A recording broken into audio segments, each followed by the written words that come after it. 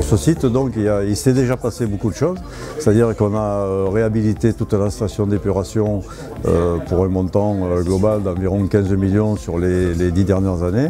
Donc ces travaux étant effectués, on a eu également des travaux extérieurs, c'est-à-dire la construction d'un bassin tampon qui a permis de stocker 1000 m3 lorsque les effluents arrivent, notamment par jour de pluie, ce qui permet de lisser le fonctionnement de la station.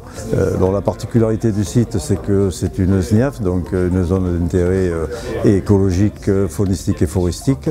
Et il y a également des plantes protégées et il faut donc tenir compte de tous ces aléas, ainsi que du climat, qui est essentiellement un climat venté et soumis aux embruns et aux sels marins, donc, ce qui nécessite de mettre en place des plantes très spécifiques et on ne peut pas introduire n'importe quelle espèce. On ne peut pas non plus rajouter de la terre végétale qui ferait venir justement des graines indésirables et qui poserait des problèmes de colonisation certainement.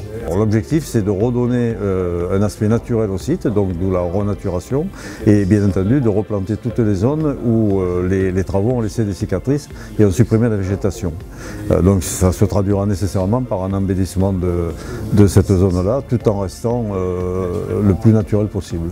Il faut savoir aussi que tous ces travaux, depuis l'origine des travaux, sont suivis par un écologue qui vient lui-même faire l'inventaire et le suivi des plantes protégées qui d'ailleurs se sont bien développées sur le toit du bassin tampon. Donc c'est un signe de bonne santé et c'est un signe aussi que les travaux n'ont pas détruit l'aspect de protection du site.